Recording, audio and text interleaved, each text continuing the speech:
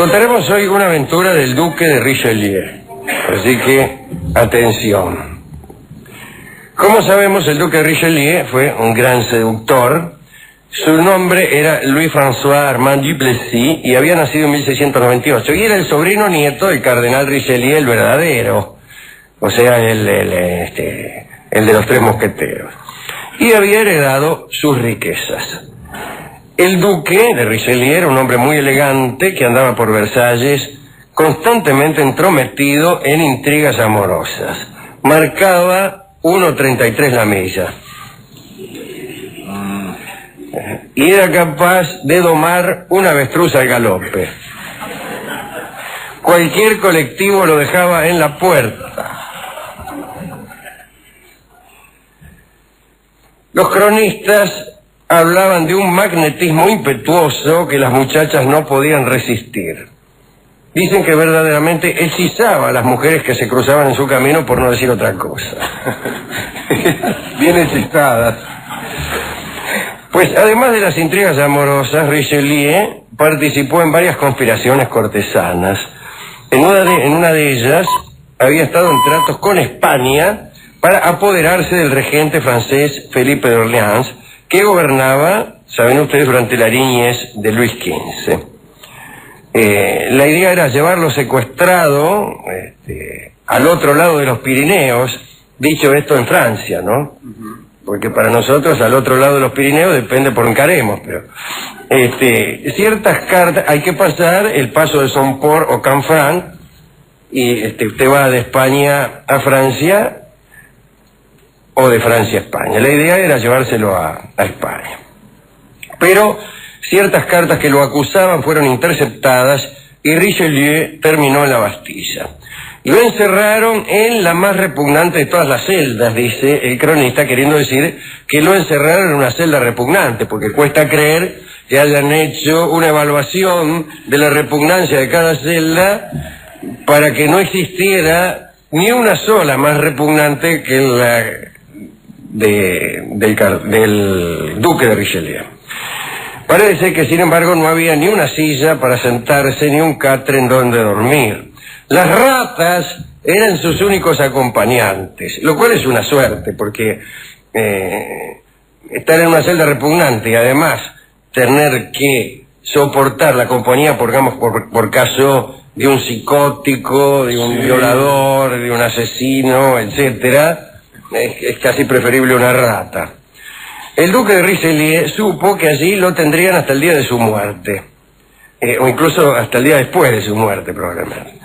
Hay que decir además que el regente Felipe de Orleans lo odiaba porque el duque le había robado unas cuantas minas, situación en la que se hallaba casi todo el reino de Francia. Pero sucedió algo. La hija del regente, la hija de Monsieur, de Felipe de Orleans, Mademoiselle de Valois, profundamente enamorada de Richelieu, declaró que se suicidaría si alguien, si este hombre al que amaba no era puesto en libertad. La muchacha no había andado nunca con el duque, pero estaba enamorada de él. Entonces dice, ay, si no lo largan me suicido. Las lágrimas de la muchacha, sus ruegos y sus amenazas fallaron en el intento de ablandar el corazón de Felipe de Orleans. El duque de Richelieu debía permanecer en la Bastilla. Chao. Tiempo más tarde, ya desesperada, Mademoiselle de Valois fue hasta la celda del duque, a altas horas de la noche. Llevaba consigo velas, bombones y otras cosas. Además llevaba 200.000 libras, que no sé cuánto eran, calculo que mucho, para sobornar al carcelero, pero no lo logró. En fin, volvió a llorarle entonces a Felipe y 6 meses más tarde el regente cedió. Pero esa liberación tuvo un precio. Para ordenarla, el regente Felipe de Orleans impuso que su hija se casara con el duque de Módena. Un casamiento, mejor dicho, un hombre, con quien esta chica nunca había aceptado casarse. Muy bien, se hizo el pacto. Ella se casaba con el duque de Módena, iba al destierro incluso a vivir a Módena, Italia, con el duque, y largaban al duque de Richelieu. Muy bien, lo liberaron. Hay que decir que el duque, a modo de agradecimiento, antes que la hija del regente concretara su casamiento y su partida, la visitó durante una semana en sus aposentos. Bueno, unos días más tarde, Mademoiselle de Valois partió hacia Italia. Según los cronistas, la muchacha aseguraba que amaba mucho a Richelieu y que su olvido era cosa imposible, que no lo iba a olvidar. Llegó a Módena y ya el otro día nomás empezó a suspirar por su amante. Y empezó a enviarle unas cartas en las que le suplicaba que fuera hasta ella. Aquí tengo una de las cartas que dice así: ven a verme, pero hazlo disfrazado, para que nadie pueda reconocerte. Hablaba un poco mal. El duque recibió la carta y quiso satisfacer el deseo de quien finalmente lo había salvado de la muerte. Y unas semanas más tarde, el duque de Richelieu, disfrazado de vendedor ambulante, portando una enorme bolsa con libros, entró en la ciudad de Módena. Libros, libros, libros. Llegó a una posada y se inscribió como Giorgio Gasparini, vendedor de libros. Una mañana Richelieu, con todos los libros, se presentó en las proximidades del Palacio de Módena y mostró sus libros a las damas de la corte. Mademoiselle de Valois estaba por ahí, pasó ante él, y le hizo unos guiños, qué sé yo, y la mina se dio cuenta de quién se trataba. Contuvo la emoción, le dirigió la palabra con mucha cortesía, y bueno, ella fingió interés en una obra que al parecer el tipo no llevaba, y le dijo: aquí no tengo esa obra a que os referís, pero la alcanzaré mañana al palacio. Muy bien, al otro día se presentó Richelieu, siempre disfrazado, con un libro en el palacio, y fue conducido a Mademoiselle de Valois. Tan pronto se cerró la puerta del aposento, ella cayó en sus brazos. Al decir de los cronistas, solo se permitieron unos instantes de amabilidad, y está bien. ¿Qué tanto? Estamos desesperados por caer el uno en los brazos del otro, y vamos a empezar con ¿cómo estás? ¿Qué hiciste? Si no, mirá, estoy bien. No sabés, mi cuñado se compró una chatita, mi mamá se compró una casa, yo me compré un vestido, qué sé yo, estoy bien de salud. La semana pasada me enfermé, pero ahora estoy bien. No. Cayeron el uno en los brazos del otro y chao. Pero además porque la situación era peligrosa, tampoco daba para esta clase de conversaciones, porque en donde se enteraban, el primer finado era este muchacho, el duque de Richelieu, tanto si se enteraba el marido de esta mina como si se enteraba el regente de Francia, ¿no? Felipe Orleans. Al día siguiente Richelieu se presentó de nuevo ante la puerta del palacio con otro paquete de libros para mostrarle a la mena. Inmediatamente fue introducido en el duque, ¿no? En un salón de lectura. El lugar estaba lleno de recuerdos de los días posteriores a la liberación de Richelieu, que ambos habían pasado en Versalles. Había un rulo del duque, encerrado en un pequeño altar, coronado por dos corazones enlazados. Yo llego a ver eso y ya como rajo. Estaba pensando en eso. ¿Sabés qué aceite que me tomo? Mira, negro, lo que... Dígale a Madame que voy a buscar un libro hasta la esquina y no aparezco más. Un rulo mío. Bueno, el caso es que Mademoiselle de Valois le confesó que desde que se habían separado, cada día había besado aquella reliquia y había derramado lágrimas sobre ella. Qué puntería, lágrimas sobre un rulo, no es fácil. Sí, no es fácil. Me imagino la mina llorando, convocando pensamientos tristes para poder derramar una lágrima y luego claro, apuntando con el ojo como un B-52 de la Segunda Guerra Mundial para que la lágrima cayese justo sobre el rulo del ser amado. Bueno, mis lágrimas sobre tu rulo es un lindo bolero. Es un lindo bolero.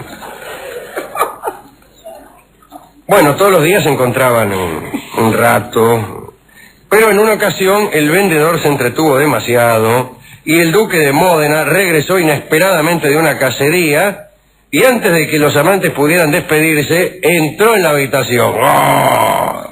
Sin embargo, el duque de Módena, no vio nada extraño.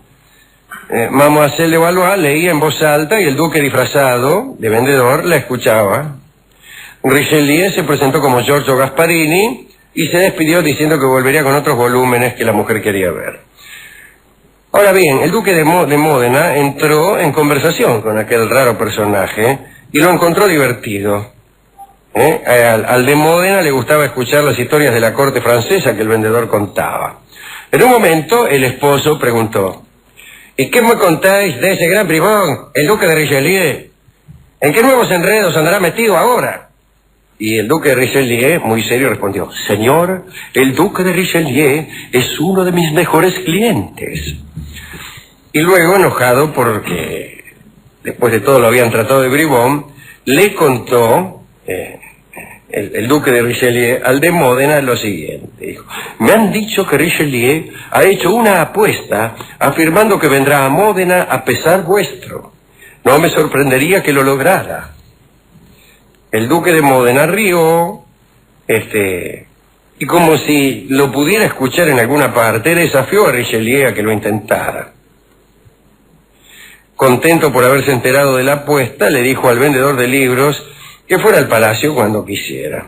Y así, por el propio marido de Mademoiselle de Valois, Gasparini se constituyó en el palacio todos los días. Primero divertía al duque de Módena con su charla, y cuando éste se aburría, se encontraba con Mademoiselle en la biblioteca del palacio, y bueno.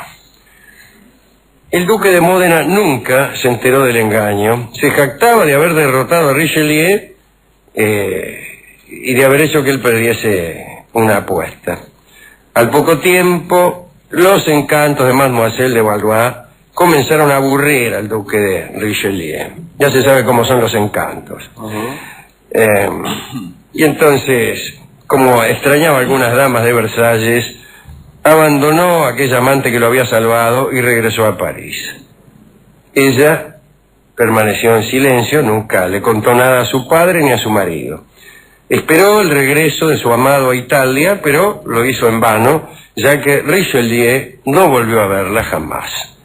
Según los cronistas, vivió llorando hasta el fin de sus días, adorando aquel mechón, aquel rulo que se alzaba en un improvisado altar del salón de lectura. Improvisado es una comodidad, no era improvisado, era construido con toda premeditación y con toda puntillosidad. Las aventuras de Richelieu continuaron en París, pero esa es otra historia. Digamos que vivió hasta los 90 años rodeado de mujeres. Hasta bien entrado en años, su amigo Voltaire lo ayudó y lo secundó en sus conquistas. Esta es la historia que quería contarles del duque de Richelieu, de Mademoiselle de Valois, la hija del regente Felipe de Orleans, y del pobre duque de Módena, casado con una mujer que amaba a otro. ¿A quién dedicar esto? Bueno, no sé. El duque me gusta. El duque me gusta, estuvo bien. ¿Qué quiere? Fue, por lo menos fue. Sí, está bien, para otro ni va. Otro ni va, claro, está bien. Otro ni va. Fue allá, se arriesgó, se disfrazó de vendedor de libros, bueno, pues se aburrió, ¿qué va a hacer? Bueno, suele ocurrir, sucede. Y a nadie más, ¿no? Porque era el pobre duque de Módena, que todavía que murió jactándose de haberlo pasado al duque de Richelieu. Eso está bien, eso está bien. A ver, ¿cómo es eso? No está bien jactarse, al contrario, ¿no? Está bien lo otro. Ah, está que... Claro, hacer lo suyo sin jactancia, ¿no? Muchas veces dejar que otros se jacten. La jactancia no es un goce. Para alguna gente sí. Para alguna gente sí, especialmente en estos asuntos amorosos. Hay gente que está más interesada en la jactancia posterior que en el acto mismo. Sí, señor. Pero bueno, Ahora le voy a contar a los muchachos. Claro, ahora Estás pensando en el momento. sí. Cuando lamento tener que irme tan pronto, pero tengo que ir a contar a los muchachos. Se están cambiando, dice, uy, ahora cuando le cuente al rubro. Cuando le cuento. La envidia que le va a dar. No, es un horror. Bueno, Y, digo, ella no, pues estaba un poquito loca, le digo. ella creo que sí, porque imagínese, estaba ya enamorada del tipo desde antes, con previo fervor, ¿no? Ya venía a medio enamorar de la casa. Sí, claro. Eso también asusta. Y después, todos sus actos fueron realmente un poco demenciales. Presentarse ahí en la cárcel con 200.000 libras, que no sé cuánto eran, ¿no? Después de todo. O para coimear al carcelero. Sí, casarse incluso con un tipo al que detestaba, nada más que para salvarlo. Bien. Y después lo del rulo. Sí, A mí me impresiona a veces más, tengo ese defecto argentino, es que de impresionarme más por lo emblemático que por los sucesos propiamente dichos. Así que trataré de ir egresando de esa condición. No, pero el rulo me asusta, el rulo me asusta. Y sobre todo el altar, mira, hacer un altar al rulo. Claro. Debe ser porque evoca, en mi modestísima memoria, algunas circunstancias personales, de rulos, de altares, de veneraciones, pero más que nada de locura. Así que... No, así que a ella no le dedicamos nada. No, entonces no le dediquemos nada, no. ¿Usted, por ejemplo, guarda rulos de alguna persona? No. No, yo tampoco. No, ni fotos, ni nada. Ni fotos, ¿no? No, yo no guardo fotos, de alguna foto tengo, pero Sí, pero no porque uno la guarde, digo, adrede en una cajita, así, porque quedó por ahí alguna foto. Queda por ahí, quedan incluso a pesar de uno. Sí, mire que reviste bien, dice. Mire que revisé, ¿qué hace esta foto aquí? ¿Cuándo me la habré sacado? Dice. Bueno. No, de esa especie de trofeos de guerra a mí no me gustan. Claro. En fin. Hemos ido a la discoteca, encontramos al discotecario venerando un manojo de pelos.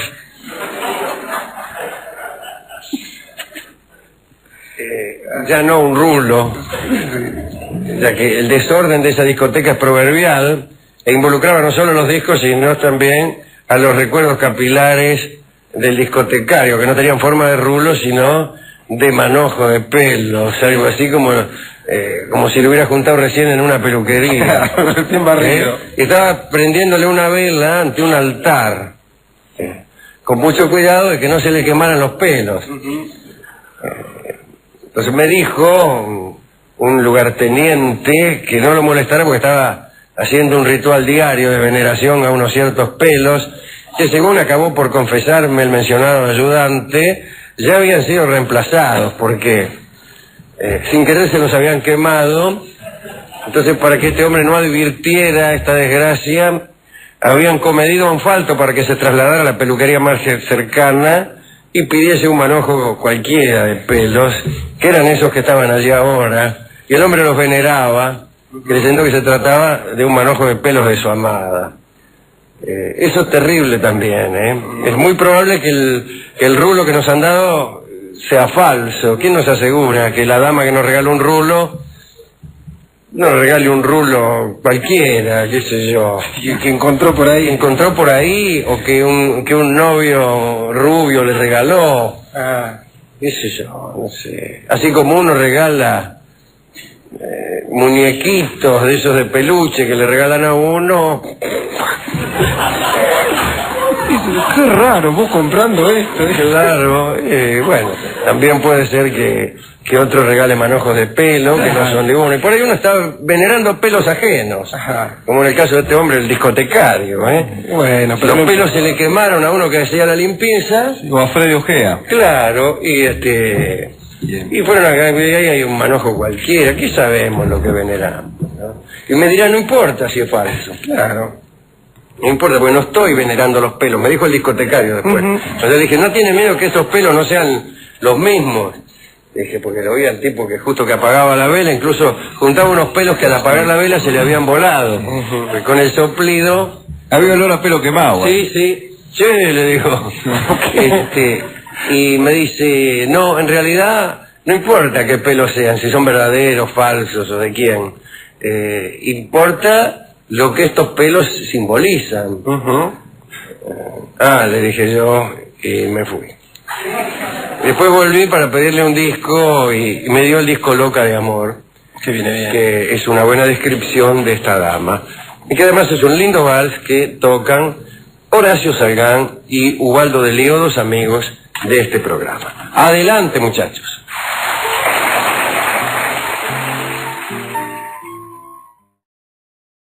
Vamos a hablar de un asunto que tiene su interés. Los años de Pedro. Vamos a ver qué sale de esto. Existía hace algunos siglos un dicho muy conocido en Roma que solía ser referido a cada papa que se sentaba en la silla apostólica. Non videvi sanos Petri, no verán los años de Pedro. No verás los años de Pedro. Como es sabido, según una antigua tradición, San Pedro fue obispo de Roma desde el año 42, cuando supuestamente se trasladó a la capital del imperio desde Antioquía. Ocupó la más alta jerarquía de la Iglesia hasta el año 67, ese fue el año del martirio de Pedro. Digamos que gobernó 25 años. Hacia el medioevo apareció la creencia, que no estaba fundada en ningún argumento razonable, de que ninguno de los sucesores de Pedro podría igualar esos 25 años de pontificado. Esa creencia hizo fortuna y fue corroborada por el hecho de que a lo largo de 17 siglos ningún papa llegó a reinar el tiempo que rigió Pedro la Iglesia romana. Los que más se habían aproximado habían sido Pío VI, que reinó 24 años, Alejandro III, casi 22 años, Clemente XI y Urbano VIII, ambos algo más de 20 años, Benedicto XIII, conocido como el Papa Luna, había superado al morir los 28 años de reinado, pero fue justamente ese hecho el que esgrimieron como prueba sus detractores para afirmar que se trataba de un antipapa. Sostenían que un verdadero papa no habría visto los años de Pedro. Ahora bien, Pío VII, elegido en Venecia el 14 de marzo de 1800, se acercaba a los años de Pedro sin muchos inconvenientes. Allá por 1823, solo le faltaban 2 años y no parecía que fuera a morirse pronto. A pesar de sus 82 años de edad, gozaba de una salud aceptable y demostraba una gran energía trabajando sin descanso. Pío VII, junto con su cardenal Consalvi, trabajaron fuertemente en la restauración de la Iglesia después de los tiempos revolucionarios. El primer paso importante que dio Pío VII fue un acuerdo con Napoleón cuando se otorgó el título imperial. Para reubicar en buenos términos a la Iglesia, con quien había sido finalmente un general de la Revolución, Pío consideró positivos los aportes de algunas ideas revolucionarias francesas. Este papa había sido obispo de Imola cuando Napoleón invadió y escribía las palabras libertad e igualdad en el encabezamiento de sus cartas. Cuando Napoleón cayó, gracias a los jerarcas del Congreso de Viena, la Iglesia recuperó todo su poder y ya no tuvo que ser obsecuente con un Estado en buena parte laico como lo era el francés en tiempos de Napoleón. Pero más allá de las políticas de Pío, lo que nos interesa es contar que algunos empezaron a preocuparse cuando el Papa estuvo por cumplir 25 años de reinado.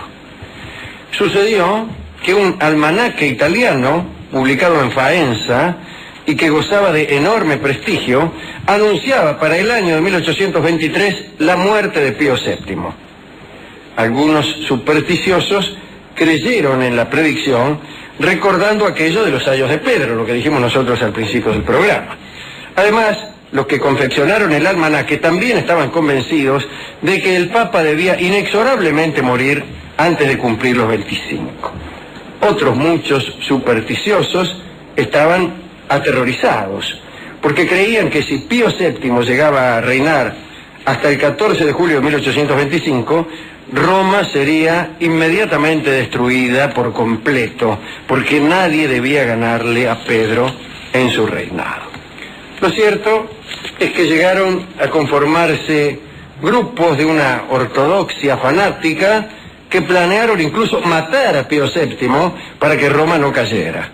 La Guardia Suiza y los espías de la Santa Alianza, que eran hombres de los estados católicos más poderosos, consiguieron detener a algunos confabulados. Pero vino a suceder algo más curioso. El 7 de julio de 1823, un estúpido accidente postró al Papa.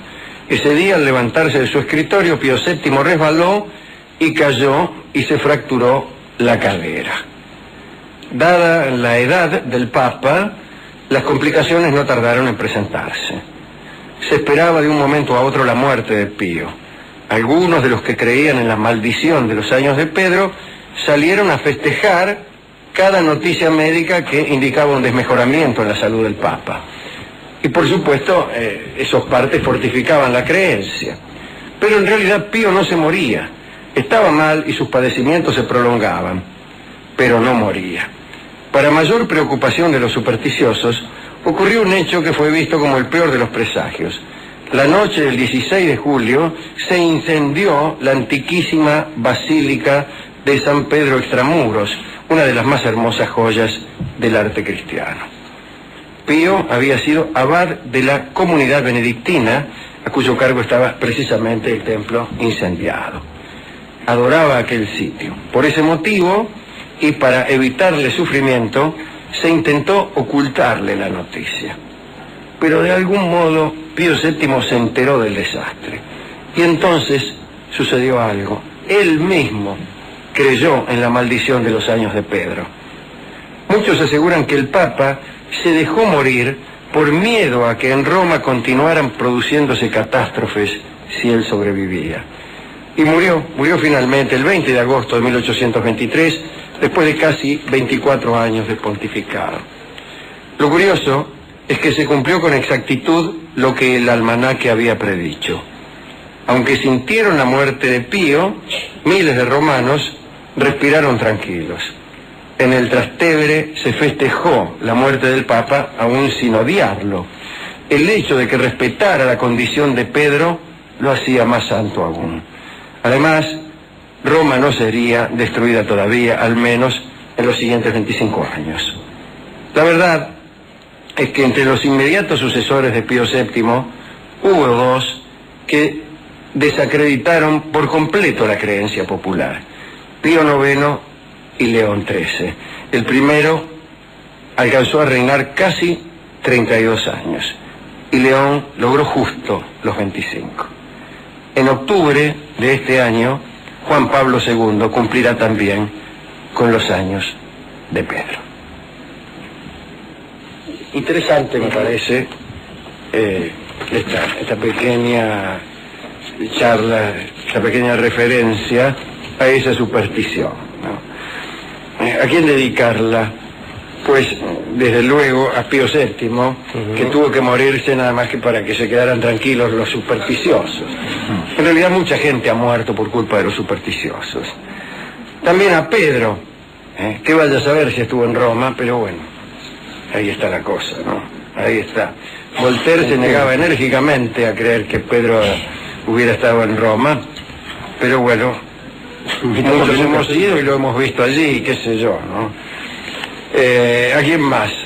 Bueno, a nadie más, a todos los que nos conocen y a nuestras amistades.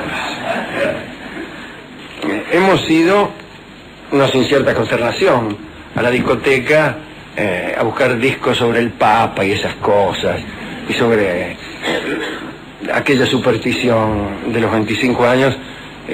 No nos quiso atender el discotecario, un hombre muy piadoso, que no quiso bajo ningún punto ofender la dignidad pontificia cantando una milonga. Así que nosotros mismos buscamos un disco y encontramos uno que no está mal para Pío VII y para cualquiera de los papas que quieran superar los 25 años, que es Todavía no. todavía no, se llama esta hermosa canción que habrán cantado algunos papas urgidos por los supersticiosos y que ahora canta para todos nosotros don Edmundo Rivero. Nuevos datos sobre mediums y apariciones. Atención amigos, hemos hablado hace algunos días acerca de lo que sucedió con el científico William Crookes y la aparición de Kathy King, gestada por la medium Florence Cook. Contamos que el científico Crookes se enamoró del fantasma, que era el fantasma de una muchacha joven y hermosa. Después se descubrió que todo era un fraude. Pero hoy contaremos otros casos relacionados con el espiritismo. Desde luego hubo engaños en este asunto de la convocatoria de espectros. Uno de los más famosos fue el de un tal Viguet, supuesto fotógrafo de fantasmas. Repito, fotógrafo de fantasmas. En 1874, Viguet hacía posar en su casa, en presencia de un medium, a sus clientes. Y por unos francos, estos clientes conseguían un retrato en el que aparecían flanqueados por la imagen de un ser querido ya muerto, que, según Viguet, aparecía en el momento del disparo fotográfico exclusivamente para participar del evento. O sea, vos querías salir con un finado amigo, le decías al tipo, el tipo llamaba al medium y al fotógrafo, por cierto, y en el momento indicado aparecía el finado Lamoya, ahí de forma espectral, poniéndote la mano en el hombro y vos ahí, vos no lo veías al finado Lamoya, pero él salía en la foto, porque el ojo humano no es como la máquina de foto. No, menos mal. Es distinto. Claro. Bien, no hace ruido. Para obtener este efecto, Viguet imprimía, este es el truco, en realidad era un truco, no era verdad. ¡Ay, caramba! Yo ya me había ilusionado. Iba a sacar fotos, por ejemplo, con Anatole France. Ajá. Bien. No, Viguet imprimía en la placa la imagen de un maniquí sin cabeza y después le añadía un rostro elegido de un lote de fotografías que tenía el tipo ahí. Entonces él te preguntaba, che, ¿cómo era el finado Lamoya? Y era un pelado. Entonces él buscaba un pelado entre la foto que tenía ahí y le ponía la cabeza esa al maniquí. Y ahí quedaba armado el finado Lamoya. Digamos que los que pagaban por la foto con el fantasma o con el antepasado muerto o el amigo, se iban con un recuerdo dudoso, incluso con un retrato donde aparecían rostros no demasiado familiares. Pero si alguno se quejaba, Viguet se defendía arguyendo que no podía pretenderse mucho de un fantasma, que como bien se sabe tienen un rostro difuso y sobre todo estropeado por el olvido. Viguet había inventado la siguiente ley de ultratumba. Cuando a uno lo olvidan, el rostro se diluye. Vos estás en el otro mundo y los que dejaste en este no se acuerdan de ti y tu rostro se va diluyendo en facciones casi ajenas, diría yo. Esto es todo lo que decía Viguet para justificar que en realidad el que estaba ahí no era el finado Lamoya, sino otro tipo, cualquiera, que tenía la virtud de ser también pelado. Viguet y su compañero medium fueron detenidos cuando varias familias se mostraron entre sí fotografías y notaron de golpe que había un tipo que aparecía en varias de ellas, un señor de bigotes. Claro, ¿quién no tiene un pariente de bigotes? El caso de la medium Marthe Béraud fue un fiasco, verdaderamente. Voy a contar el caso de Marthe Béraud. Hubo engañados célebres, el general Noel, su esposa, un fisiólogo llamado Charles Richet. Esto sucedió ya en el siglo XX. Los Noel, los del general, ¿no?, sentía por el más allá, el general y su esposa, un enorme interés. de esos que hay, ¿viste? Que están siempre ahí, que sé yo, que el polvo de Perlín Pim Pim, que el, no sé, que el canal este, ¿cómo se llama? Infinito, hay vida en Egipto, todas esas cosas. Vivían en Argelia, dice nuestro cronista, sin que yo sepa si este es un énfasis. Explico esto. Por ejemplo, los Noel sentían por el más allá un enorme interés. Punto, vivían en Argelia.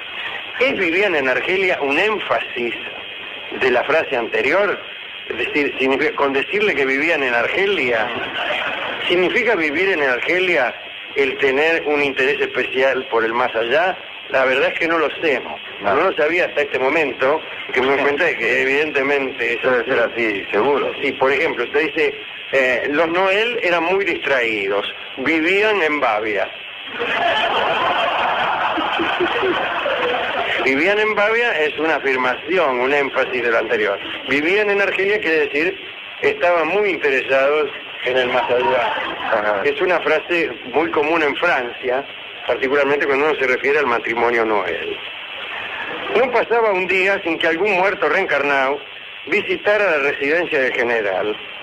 El más asiduo de todos los aparecidos fue el sacerdote hindú Bien Boa, que había muerto 3 siglos antes, y se les aparecía vestido de blanco, como corresponde a un sacerdote hindú, y con una espesa barba negra, como también corresponde a un sacerdote hindú, o mejor dicho, como corresponde a la idea que de los sacerdotes hindúes tienen los occidentales, que viven en Argelia, sin embargo, como si Argelia quedara en Oriente.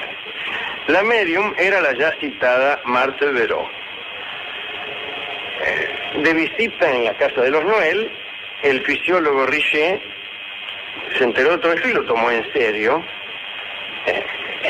y le ordenó al espectro, el que hacía de Bien Boa, ¿no? Al espectro este del sacerdote hindú, que soplara con ayuda de una pajita, de una cánula, una solución contenida en un vaso, para ver si la respiración enturbiaba el líquido del mismo modo que la de un ser vivo, cosa que en efecto ocurrió, ¿no? El fantasma sopló y se verificó el mismo fenómeno que se hubiera verificado si hubiera soplado un ser vivo. A nadie se le cruzó por la cabeza que podría tratarse redondamente de un hombre cualquiera que había soplado. Se habló entonces, para no creer en eso que era imposible de pensar, de una contundencia vital en la respiración de los espectros. Evidentemente, General Noel, los espectros hacen gala de una enorme contundencia vital al respirar. Tanto es así que este fantasma que está con nosotros aquí esta noche parece redondamente, si no fuera porque es un fantasma, creeríamos que estamos en presencia de un tipo cualquiera. Bueno, para fascinación del matrimonio Noel y del fisiólogo Richet, trabajaban, quiero decir, colaboraban en el grupo, el cochero árabe de los Noel, que se llamaba Areski, que en realidad era el que se disfrazaba y hacía las veces del sacerdote Bien Boa. Pero también estaban Aimée Beck, una agraciada actriz, que interpretaba todos los papeles femeninos. Por otra parte, la medium contrataba hombres para que representaran las decenas de aparecidos que Marthe convocaba. En verdad nunca desengañaron a los anfitriones. Años más tarde, ya en Francia, Marthe dijo que el general Noel y su esposa eran pobres diablos que no podían prescindir de sus fantasmas y que como antes que ella, otros ya lo habían engañado, ella no hizo más que continuar con aquel juego, mitad por piedad y la otra mitad para sacarle unos más. Bien. Entre fines del siglo XIX y principios del XX, la cantidad de farsantes era notable. Los genios aparecidos olvidaban su propia lengua. Por ejemplo, convocaban a Pitágoras y Pitágoras declamaba en francés, Jesucristo en inglés. Bueno, estos despropósitos eran subsanados por los espiritistas con el siguiente argumento. Así como había mediums impostores, también existían espíritus impostores. que se hacían pasar por Pitágoras, pero que en realidad eran el finado La Moya. Ese es un chiste muy común en el más allá. Es el chiste casi clásico en el más allá. Así como en este mundo el chiste clásico es tocar timbre en una casa y darse luego a la fuga. En el más allá el chiste que se gasta en los espectros es concurrir el uno cuando se lo convoca al otro. Y particularmente espíritus de mucha menor jerarquía que los convocados. Se convoca a Pitágoras y aparece, por ejemplo, el finado La Moya. Convoca a Napoleón y aparece el suboficial Gestoso, que murió en 1924. Y todos se ríen, porque se hacen pasar por Napoleón o por Pitágoras, y se ríen pensando, no se dan cuenta, no se dan cuenta. Pero, esto es lo que decían los medios, para explicar a estos Pitágoras francoparlantes. Al pensar en el incalculable número de personas engañosas, esto lo seguían diciendo los medios, ¿no? Los mediums, que han muerto de los comienzos de la humanidad, no deben faltar en el más allá gente de pocos escrúpulos que se hacen pasar por quienes en verdad no son. Bueno, una última historia. Por singular coincidencia, uno de los espíritus más renombrados, entre los que vamos a citar ahora, se llamaba Cati. Y Cati se llamaba también aquella seductora fantasma que sedujo a William Crookes, el renombrado científico. Esta aparición se llama también Cati, y se trata de un amor situado en la frontera de dos mundos, como son todos los amores. La única diferencia es que en el caso que sigue, hubo un amante desesperado que quiso volver a ver a la amada que la muerte le había arrebatado, como en el caso de Orfeo. Ese hombre era el pintor francés Tissot. Jaime Tissot. Nació en 1836. Hay algunas de sus obras en el Louvre. Le gustaban las composiciones históricas realistas a Tissot. Pintó también escenas inspiradas en el Fausto de Goethe. Y durante el tiempo que pasó en Inglaterra, donde era muy apreciado, pintó retratos, pintaba todas las minas elegantes de Londres. Y la última parte de su vida la dedicó a un conjunto de acuarelas sobre la vida de Jesús. Pero bueno, por la época en que vivía en Londres, había un medium llamado Eglinton. Su especialidad consistía en materializar espíritus, cosa que no todos los mediums consiguen. Al enterarse de esa maravilla, Tissot soñó con volver a ver a Cati, su difunta amante. Estaba enamorado de una señorita llamada Cati que se murió. La había pintado varias veces y se había muerto. El 20 de mayo de 1885 se reunieron varios en una habitación. El medium, Eglinton, entró en trance. Dice, entró en trance. Se empezó a pasear agitado, sollozó, y finalmente se cayó en una silla ahí dormido. Uno de los participantes de la sesión le dijo a Tissot que no dejara de hablar, aunque fuera sobre la cosa más intrascendente, porque el menor silencio podía perturbar al medium y sacarlo del trance. Entonces empezaron a hablar, y hablaron de pintura, y al rato uno gritó, uy, ahí está Cati. Y Tissot miró y escribió, cito ahora el testimonio de Tissot: mi mirada es muy rápida, apenas la veo y la forma se desvanece en el aire. He mirado demasiado aprisa. Es decir, dijo que él miró, pero miró demasiado rápido y entonces la figura desapareció. Prometió entonces Tissot no volver a mirar hasta que la forma no fuese clara. Más tarde apareció una figura de mujer ya completamente formada, se inclinó hacia el pintor, era Cati, y después desapareció. Los reunidos siguieron hablando de pintura a instancias de Tissot, pensando que aquello convocaba al espíritu ciertamente. Algunos incluso aprovecharon para comentar que la muchacha que había aparecido era muy hermosa y felicitaron a Tissot por haber tenido una novia tan hermosa. Y de golpe apareció de nuevo, y esta vez lo besó a Tissot. Y Tissot, como tantos amantes, dijo: reconocí su beso, un beso tan real como antaño. Katy se retiró y todo terminó. Y esta vez no se descubrieron fraudes, nunca se supo si los hubo.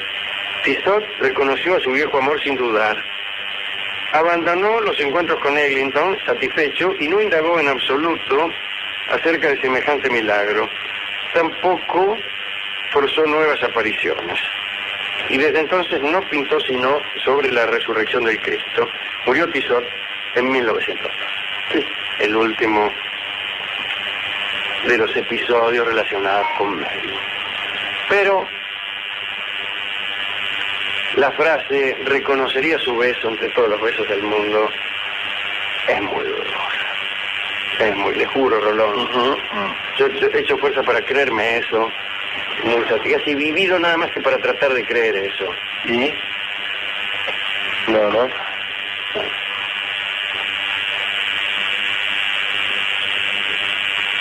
En una de esas era una amiga del tipo que, aprovechando la oscuridad, fue y lo besó. Y el tipo, no, dice, este era el beso que me daba esta mujer porque reconocería ese beso. Usted sabe más que yo de eso. Hay gente que ya lo trae el beso reconocido antes de que se lo den. Claro. Que llora por equivocación. Pero sí.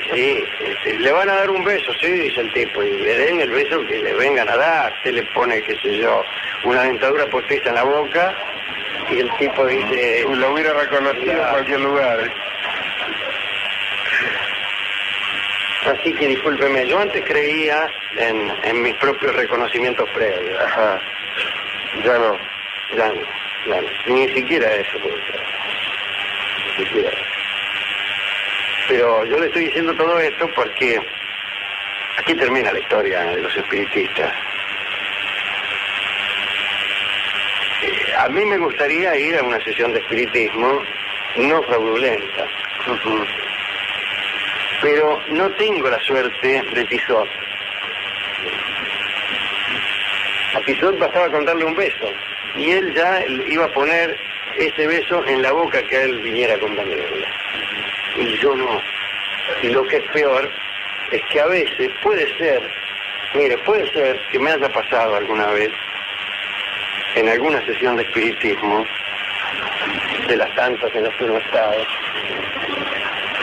que efectivamente el beso fuera real, que el beso fuera de la mujer que yo esperaba, o de la mujer destinada, o el fantasma convocado. Pero al revés que Tissot, yo estoy preparado para no reconocer ningún beso como verdadero, ni siquiera el que es. Así que por eso he venido esta noche a verlo, doctor. Porque prefiero engañarme creyendo en la veracidad de un beso falso que reputando falso el único beso verdadero que te han dado en la vida. De todos modos, lo mejor, si es que uno aspira a la verdad, será no dejarse besar o no ir a las sesiones de espiritismo. Pero a quién le interesa la verdad. Lo que le interesa a uno son los besos.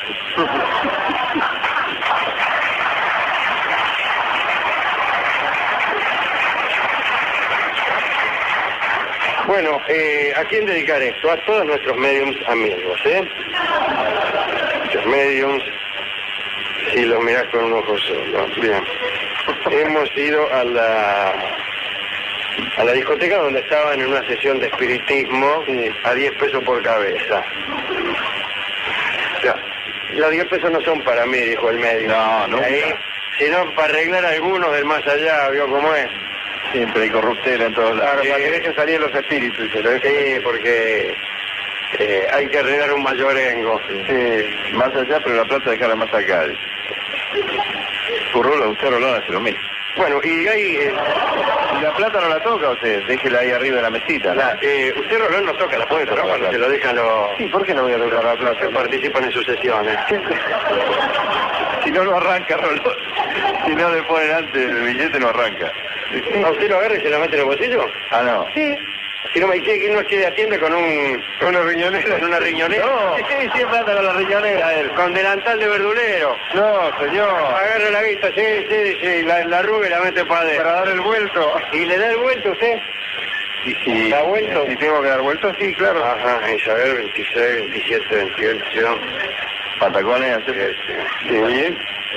Lo que venga. Bueno, dice... Guárdeselo y quedamos amados. Redondeamos, dice. 3 minutos más. Bueno.